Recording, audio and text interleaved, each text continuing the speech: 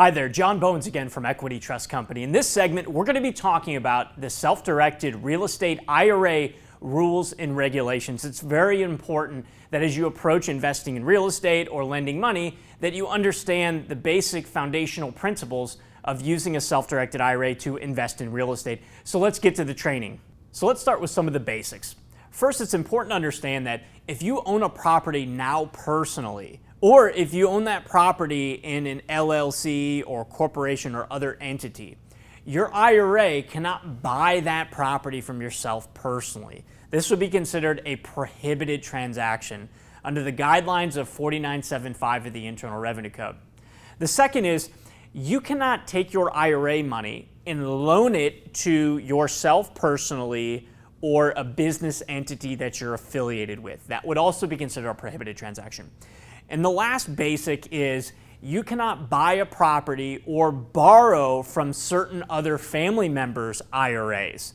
So for instance, let's say your mother or father had a healthily funded IRA or 401k, and you wanted them to loan money to you or a business entity that you're affiliated with to, let's say, go out and flip properties or buy rentals. That would be considered a prohibited transaction. You also couldn't buy a property using your IRA money and then, let's say, lease it to your son or daughter or parents or spouse or yourself personally. That would also be considered a prohibited transaction.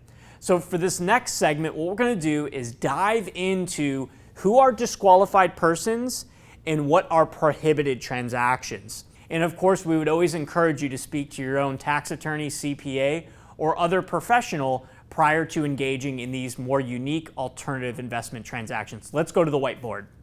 So let's take a deeper dive. Now, the best way to teach this is for you to, number one, understand who disqualified persons are to your IRA or solo 401k or covered education savings account or health savings account.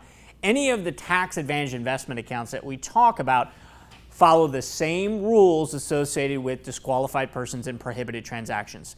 So first, you need to understand who disqualified persons are to your IRA or self-directed account, and then secondarily, what transactions and how to define those transactions, what transactions will result in a prohibited transaction.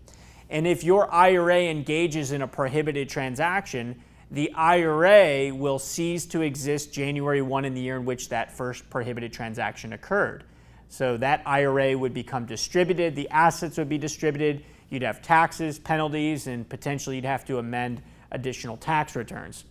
Now, for more information, you would want to go to Internal Revenue Code 4975. So 4975 of the Internal Revenue Code, that is the law associated with IRAs and the activities that could result in penalties, known as prohibited transactions.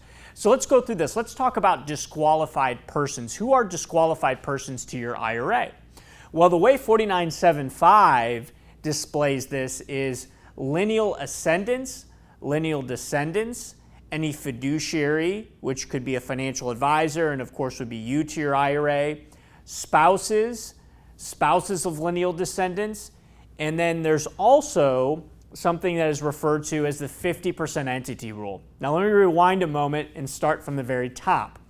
So disqualified persons to your IRA would include you to your IRA, spouses, children and grandchildren. 4975 refers to these individuals as lineal descendants.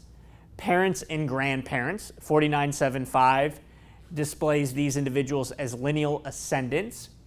And then any entity, so LLC, corporation, joint venture, entity that is owned 50% or greater by the aforementioned disqualified persons. So the idea is, and the best way to understand this, the rule of thumb is anyone up and down the family tree is considered a disqualified person to your IRA. And then of course your spouse, and then you. So going back to the first segment, if you own a property personally, your IRA can't buy that property from yourself. You can't take money from your IRA and loan money to your own business entity, going back to this 50% entity rule. So it's important to understand who disqualified persons are to your IRA. So the first question you got to ask yourself is, are there disqualified persons involved in the transaction or involved in the investment? Then the second question you got to ask yourself is there a bona fide transaction occurring within the self-directed IRA between a disqualified person in the plan? So transactions, this would be under 4975C1A through F, and I'm summarizing what these transactions are here. 4975C1A, the purchase, sale, lease, or exchange of any asset between the plan and a disqualified person.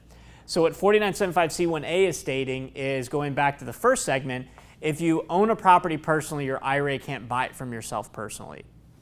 Now the second is lending of money or extension of credit. So what does this mean? What this means is, going back to the first segment, you can't take your IRA money and make a loan to yourself personally or a business that you own or are affiliated with. Extension of credit. This is why if your IRA borrows money to buy a property, or in other words, your IRA is encumbered by debt, it has to be a non-recourse loan. And in that non-recourse loan, it'll state the lender is agreeing to that in the event of a default, the recourse is only against the subject property. In other words, you personally cannot guarantee that debt.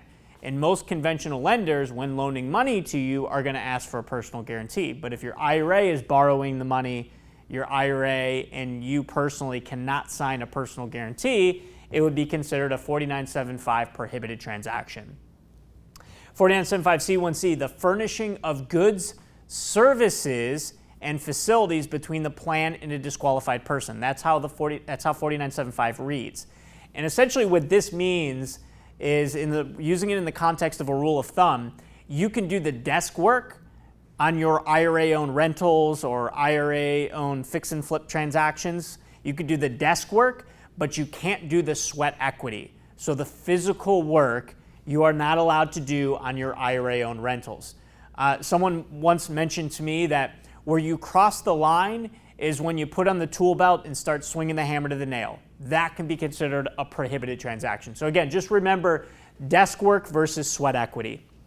And last but not least, 4975C1D, the transfer to or use by or for the benefit of a disqualified person of the income or assets of the plan. This is also known as the personal benefit rule.